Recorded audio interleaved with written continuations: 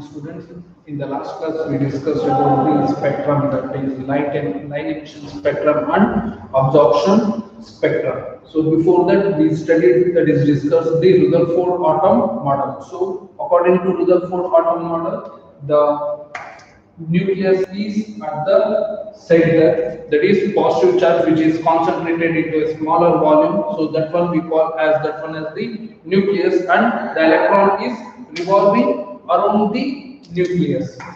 So this one is the hypothesis given by the Rutherford, right? So this one is the electron.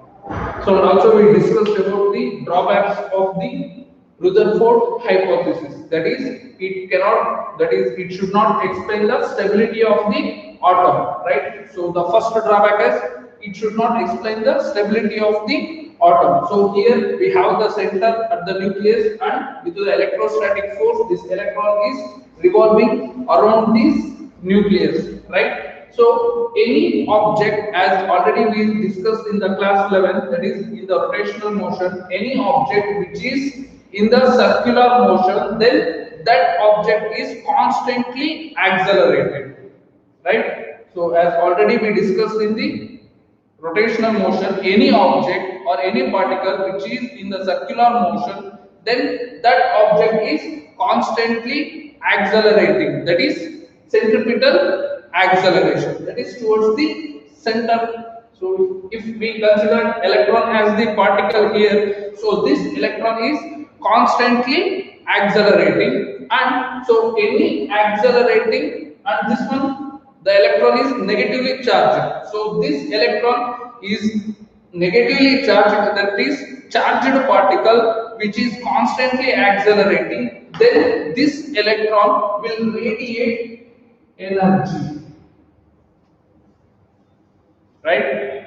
So the first point is any particle which is in the circular motion, then that object or that particle is constantly accelerating, that is it is centripetal acceleration. And the second point is any charged particle which is in the circular motion, that is constantly accelerating charged particle, will emits the radiation in the form of electromagnetic waves,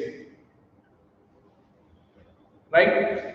So here the electron will radiate energy in the form of electromagnetic waves. As this charged particle is continuously accelerating, that is constantly accelerating, and it emits the radiation, then it loses its energy, right? So its energy is continuously loses. As energy varies, then it does not follow the circular path, then it follows the spiral path, because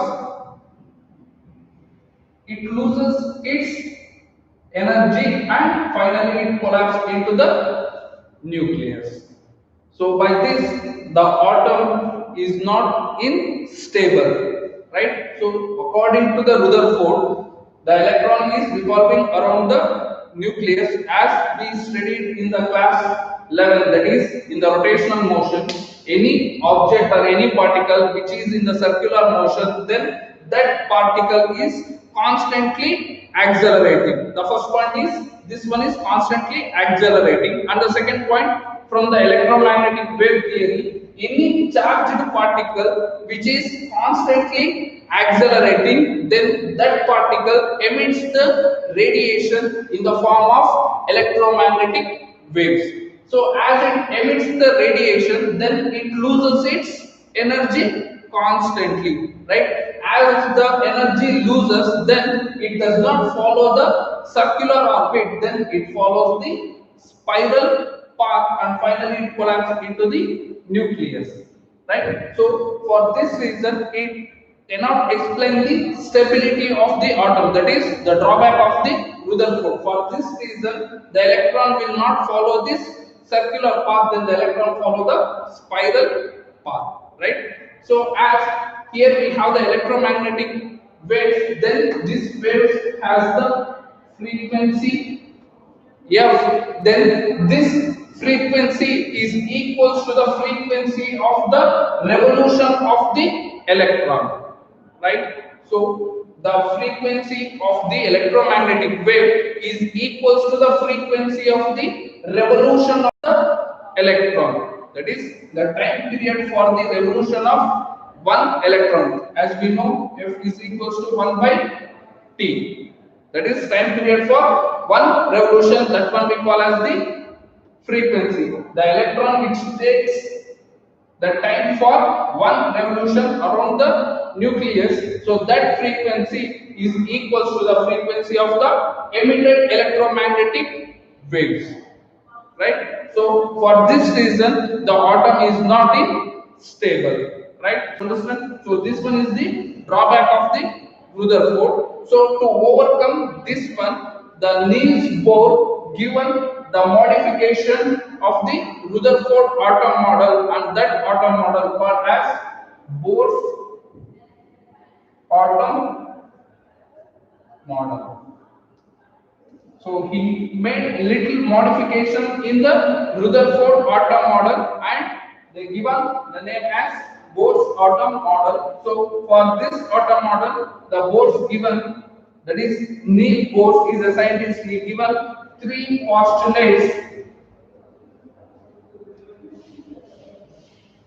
to explain the atom model. So as previously, which was explained by the Rutherford. So understand this one. Why the atom is not stable means the electron, that is in the Rutherford theory, the electron which is revolving around the nucleus is not in the circular, then it follows the spiral path because of the two reasons. Because any particle which is in circular motion, then that particle is constantly accelerating, and the any charged particle which is constantly accelerating, then that particle will radiate energy in the form of electromagnetic waves, right? So as it emits the radiation, then for that reason here the energy will loses, that is it continuously loses its energy. So as energy it loses, then its velocity, that is angular velocity and angular acceleration, goes on decreasing. Hence for that reason it follows the spiral path, right? So this one is the spiral path which is followed by the electron.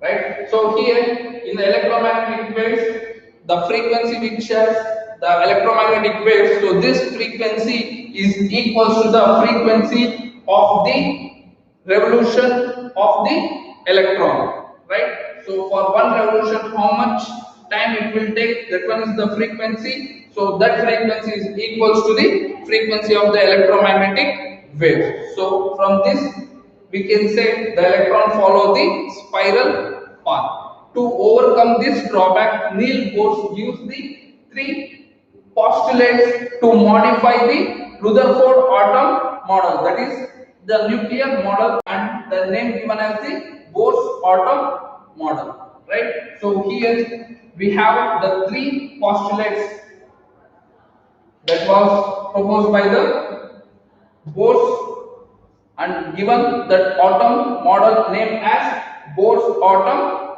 model, right? Let's discuss those three postulates, and these three postulates are very important. So several times they ask these postulates for 3 marks.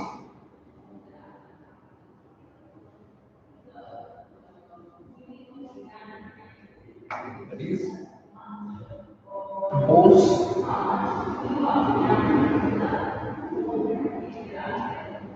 he just made the modification of the Rutherford atom model, right? So the first postulate is an electron in an atom revolve around the nucleus in a stable orbit without emission of radiant energy.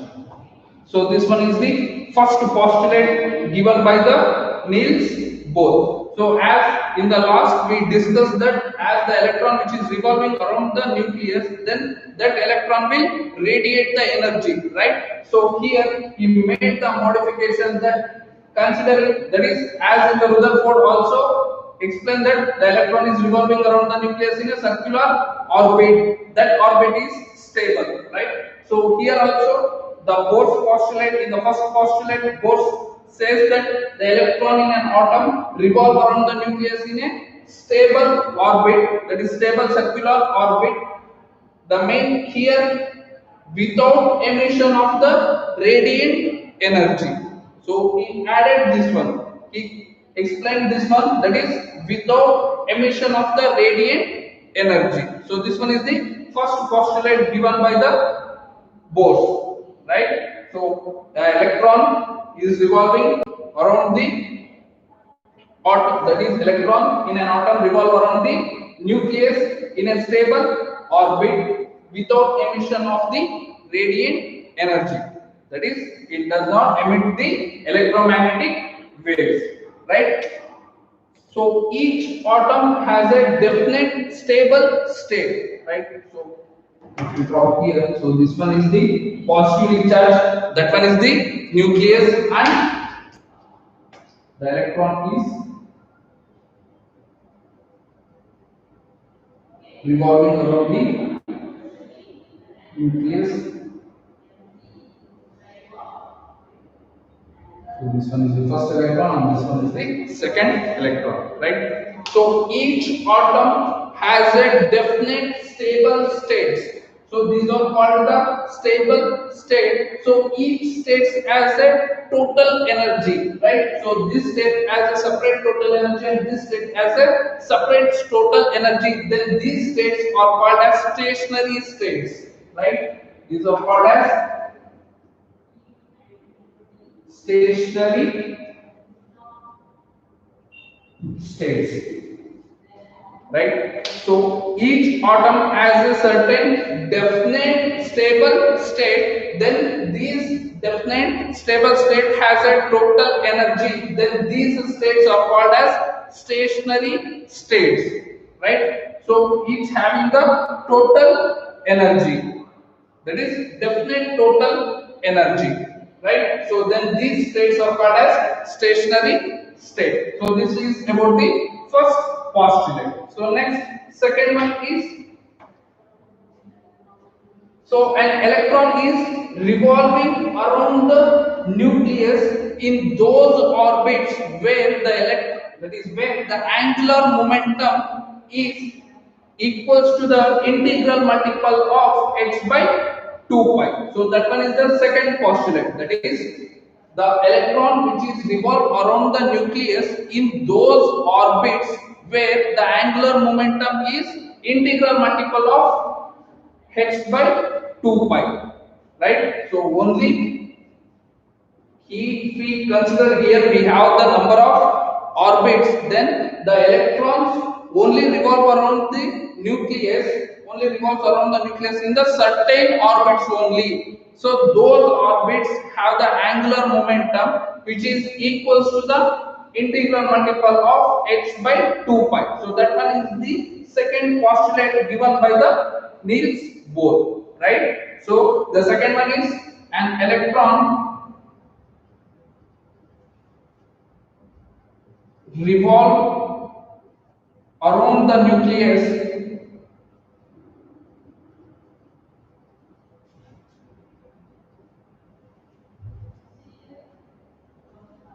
only in those orbits, only in those orbits for which angular momentum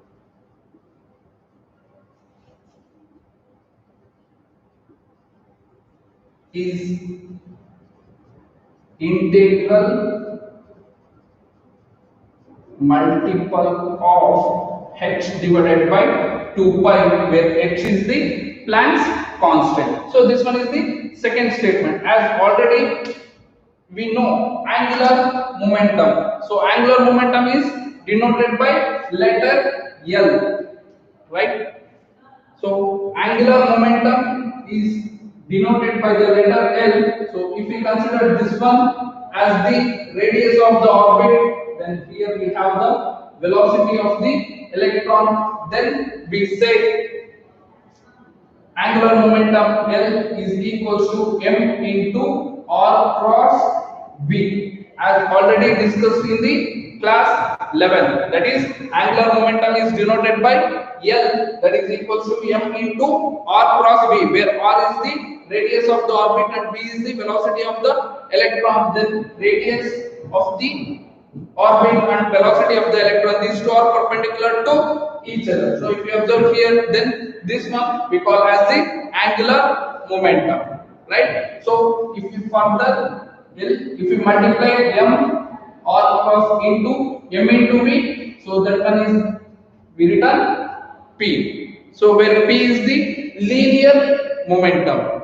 so p is equals to m into v, then p is the linear momentum, L is the angular momentum. So this angular momentum is equals to the integral multiple of h by 2 pi.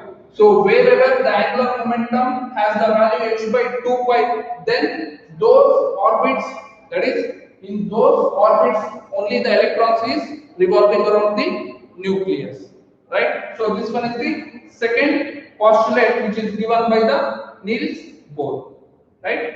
So understand this one. So as this one is already known, L is equal to m into r cross v, where r is the radius and v is the velocity, right? So from this we can write L, that is equals to n h divided by 2 pi. So from this we can write angular momentum L, that is equals to integral multiple, where n varies from 1 to 3, like that, right? So this one we call as integral multiple of h by 2 pi. So this one is the angular momentum, right? So electron will not revolve in all the orbits, only in certain orbits which has the value, that is integral multiple of h by 2 pi. So any orbit which has this values, then in those orbits only the electron is revolving. As already we written, L is equals to, here we written L is equals to m into r cross v. So this in simply we written in the magnitude, L is equals to m r v, right? So now we can substitute here also. So from that we can write, as we know the value, then m v r is equals to nh divided by 2 pi, where value n ranges from 1 to 3 and so on, right? Where m is the mass of the electron, v is the velocity of the electron, r is the radius of the orbit, that is the distance from the nucleus, right? So this is about the, here we have the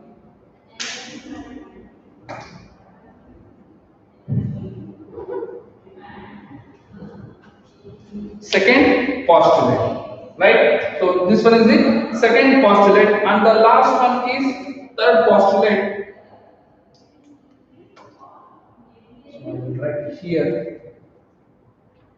So in Rutherford drawback, I explained that the electron will radiate energy, right? So as here we modified that, here the entire atom will radiate energy, that is the atom will radiate energy only when an electron is transmitted from higher energy level to the lower energy level. So then only the emission of the radiation takes place, right? So here the atom will radiate energy only when an electron transmitted from higher energy level orbit to lower energy level orbit. So then only the energy is radiated, right? So when the atom is emits the radiation, that is when the electron is transmitted from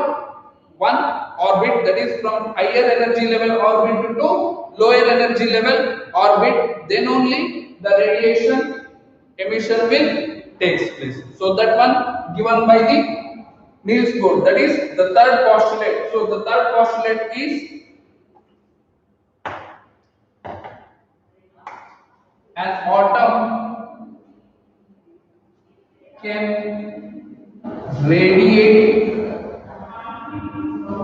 energy only when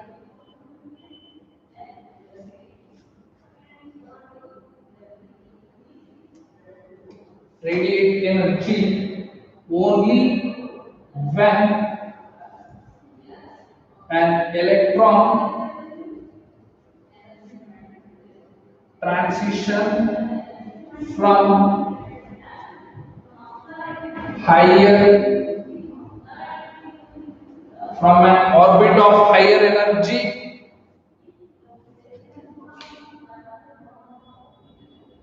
from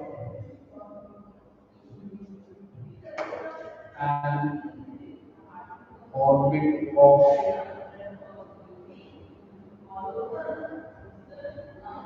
higher energy to an orbit of lower energy. So this one is the third postulate. So third postulate is the atom will radiate energy only when an electron transition, that is it transition from, if we observe here we have the orbit 1 and we have the orbit 2. So only the emission of the radiation takes place when the electron is transition from the second orbit to first orbit, right? So transition from higher energy orbit to lower energy orbit, then the radiation will emit, right? So this one is the radiation, that is H nu. So this one is the third postulate, that is transition from an orbit of higher energy to an orbit of lower energy, right? So this one is the third postulate.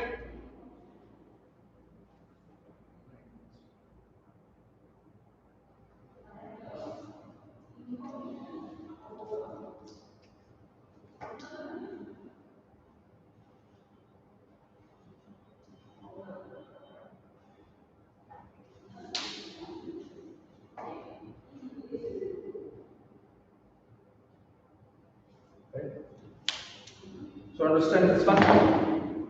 So these are the three postulates. So he made little modification in the Rutherford atom model. So the first modification is, as the electron is revolving around the nucleus, this electron will not radiate energy. That one is the first modification. That is also the drawback of the Rutherford. As this electron radiates energy, then this electron will not follow the circular path, then this electron will follow the spiral path. For that reason, this electron will not radiate energy. That one is the first modification. So the second modification is, so the electrons which are revolving around the nucleus only in the selected orbits. So the selected orbit has the angular momentum, that value is nh by 2 pi. So any orbit which has the angular momentum of this value, then the electron is revolving around in that orbit, right? So that one is the second modification. And the third modification is,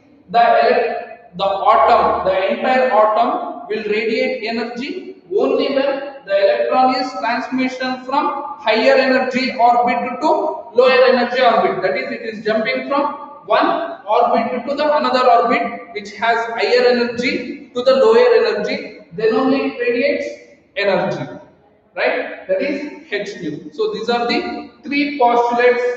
These are very important for 3 marks. So in 2019, in 2017, they asked this question for 3 marks. So state board's postulate. So we have three postulates, just we can write the three statements. So there is no need to explain all these, right? So very important. In the last year, in 2019, they asked this one for 3 marks, and before last year also they asked this one for 3 marks. Only we have three statements. We have to remember these three, right? So here the energy, that is h nu, that is equals to, we can write this statement in the mathematical formula, that is energy h nu is equals to the energy of the higher orbit, that is EF, minus the energy of the lower orbit, that is EI.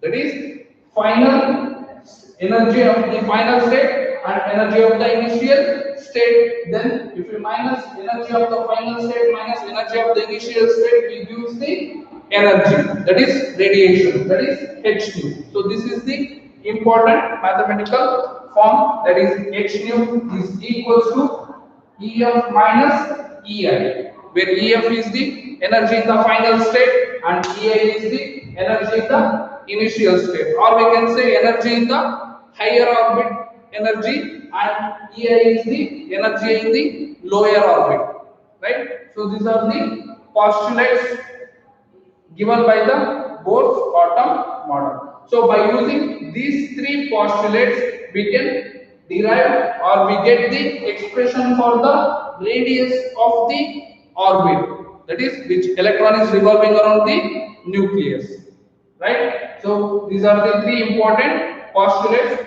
and for the second statement we have the mathematical formula L is equals to NH by 2 pi, or we can write MVR is equals to NH by 2 pi, because L we know that MVR, where M is the mass of the electron, velocity of the electron, and R is the radius of the orbit, or we can say the distance between the nucleus and to that of the electron, right? So this is about the postulates. Now we will derive the relation for the orbit. So this one is also very important. This year, that is in 2020, they asked the question for 5 marks. Derive the expression for the Bohr's atom model, that is the radius for nth orbit, and also find the Bohr's radius, that is for 5 marks, right? By using these three postulates, we are going to derive the relation for the radius of the electron, that is the distance from the nucleus, right? So this one is very important derivation. So several times they ask this one for 5 marks. This year also they ask for 5 marks.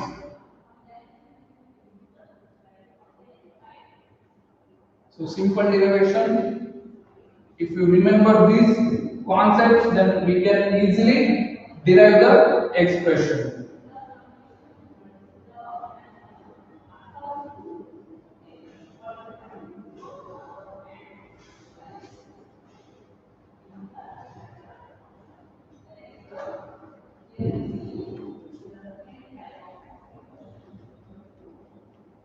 So as here we said that the electron, that is atom, which has several number of orbits. So first we find the radius of the N orbit. Please.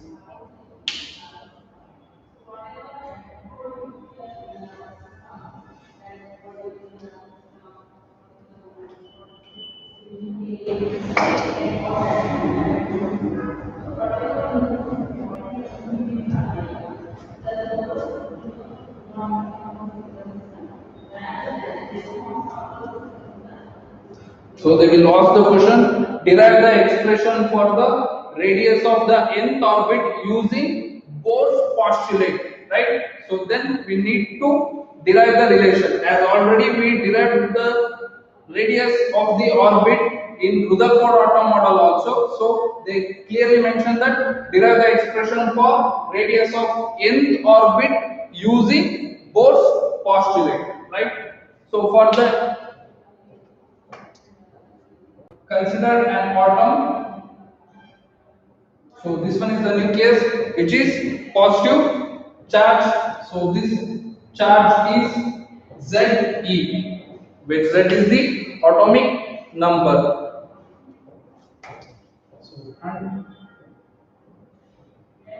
So, this orbit is the N orbit.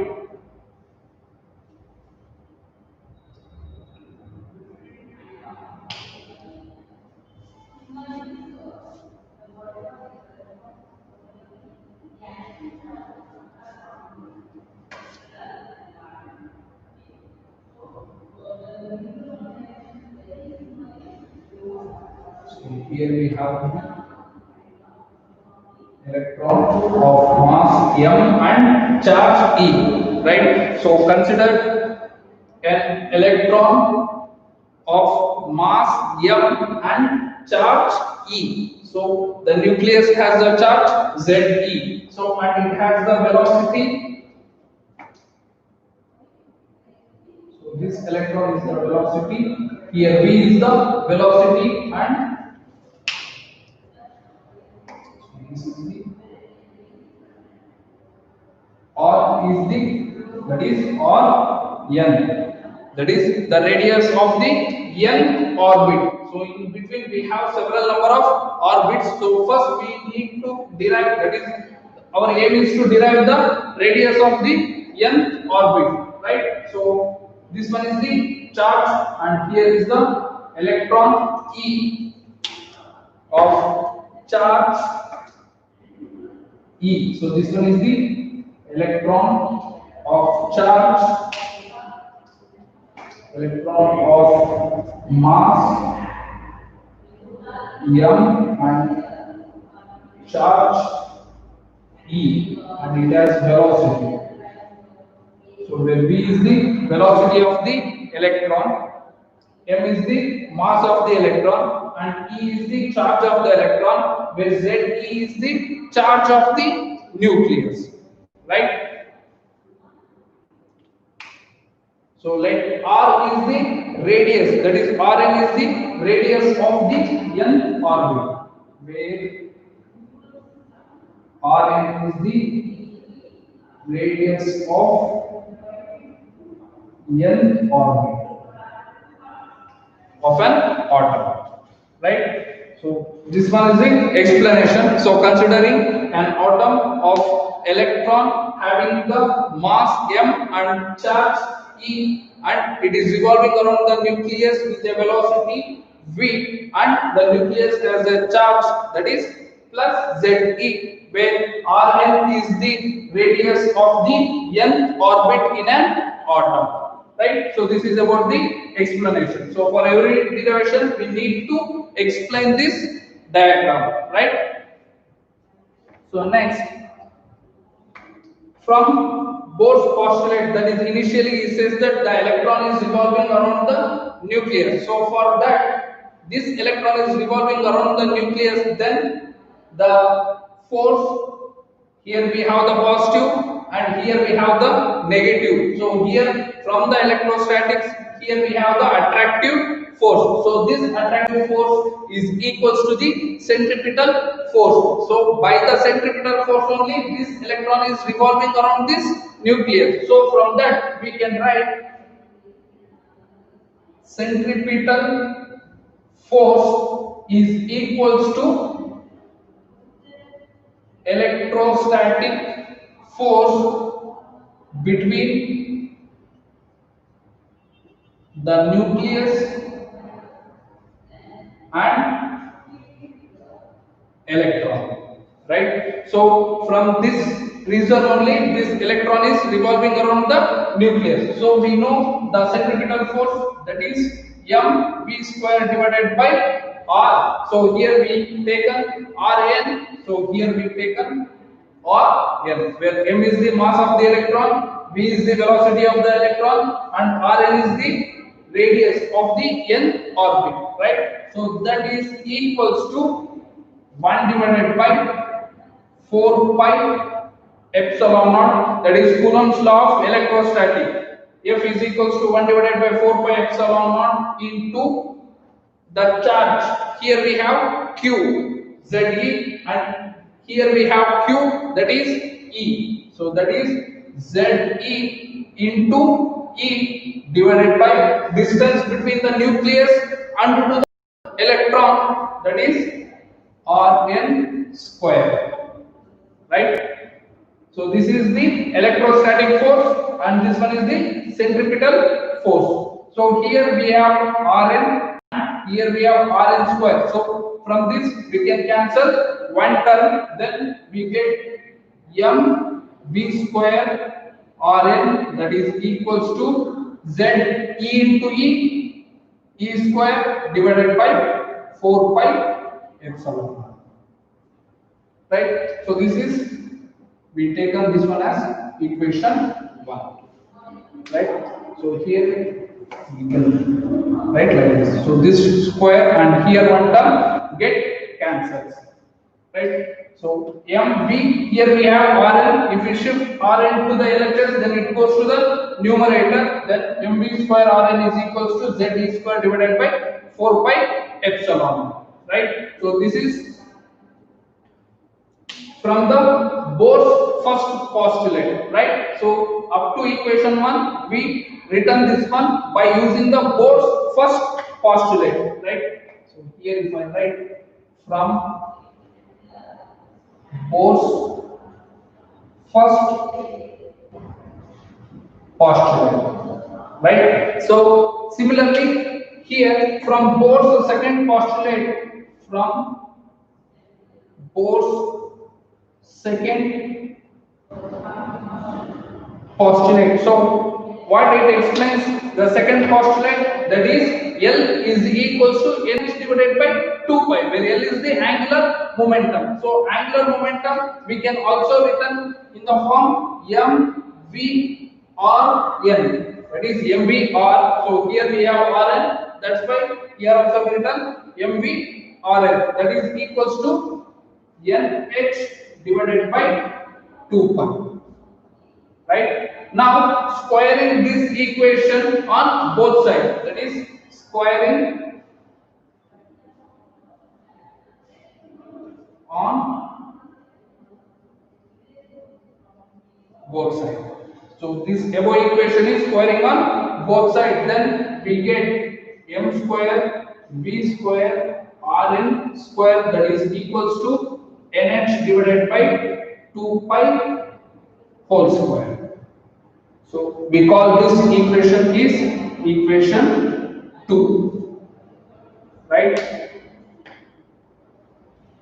So this equation 1 is from the first Bohr's postulate and this equation second is from the second Bohr's postulate, that is the linear momentum L is equals to nh by 2 pi, where L we know mv r. So here for nth radius we written that one as Rn, right? So squaring on this equation on both sides we get, or here we can write squaring the above equation on both sides, then here we get m square v square Rn square is equals to nh by 2 pi whole square. Now divide equation 2 by equation 1. Now we need to divide this equation by this equation, right?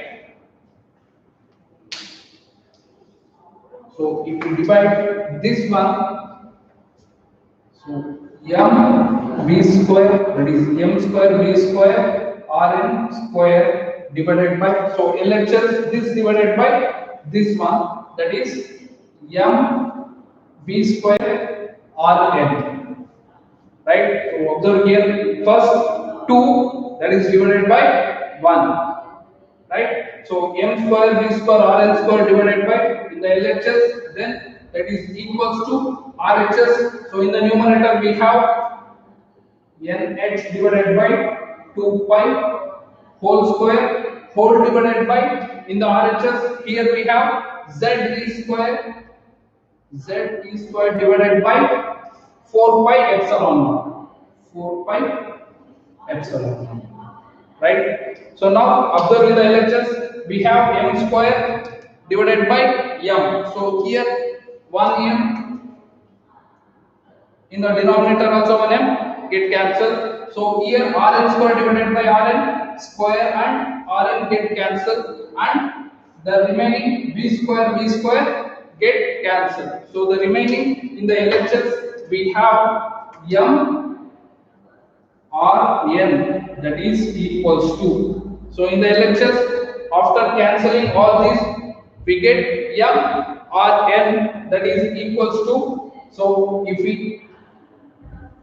square the term n square h square divided by 4 pi square into, so this is in the denominator, we can take this one to the reciprocal, that is this term goes to the numerator, that is 4 pi epsilon naught divided by z e square, right? So from this here we have 4 pi and here we have 4 pi get cancelled. So we need Rn, that is the radius of the nth orbit. So for this Rn is equals to n square h square. In the numerator we have n square h square and the remaining is epsilon naught divided by. So in the denominator we have pi z e square, along with here we have one m, that is pi m z e square, z e square. So this is the expression for the n orbit, that is radius of the n orbit, right? By using Bohr's postulate, we derive the expression for the radius of the nth orbit, that is Rn is equals to n square h square epsilon naught divided by pi m z e square, right? So here we using the two postulates. So here from both postulate 1 we get the equation 1, and from the second postulate we get the equation 2, that is by squaring the equation we get the second equation. After dividing equation 2 by 1 we get Rn is equals to n square h square epsilon pi m z e square, right? So after this they extended one question, that is we need to find the Bohr's radius, right? So this one is for the radius of the nth orbit. Here we need to find the Bohr's radius for hydrogen atom, right? So after this equation, so this one is the final equation, Rn is equals to n square h square epsilon naught by pi m z e square. So one more point here extra added is we need to find the radius of the hydrogen atom. So for hydrogen we have only one electron, then what happens to that equation, right?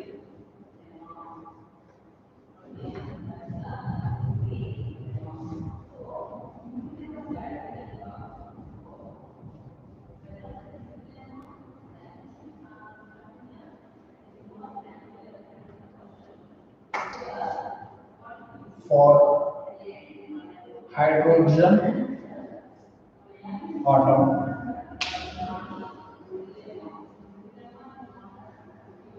for hydrogen atom the atomic number value, that is Z is equals to 1, right?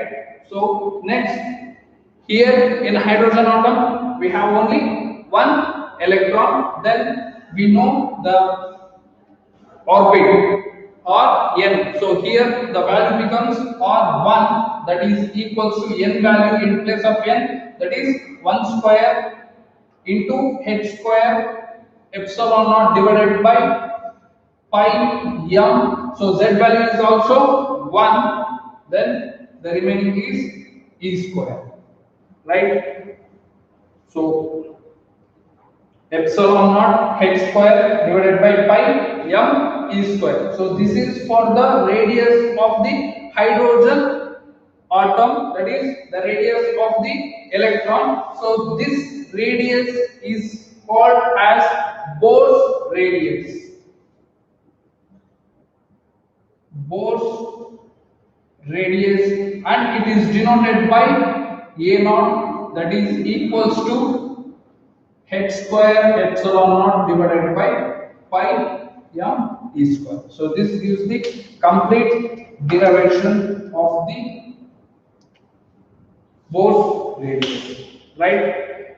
So they ask for the derive or find the value of the Bohr's radius, means just we need to put z is equals to 1 and n is equals to 1 in the nth orbit, right? So R is equals to n square h square epsilon naught by pi m z e square. After this derivation, for hydrogen atom, the z value is equals to 1 and n we have only one electron.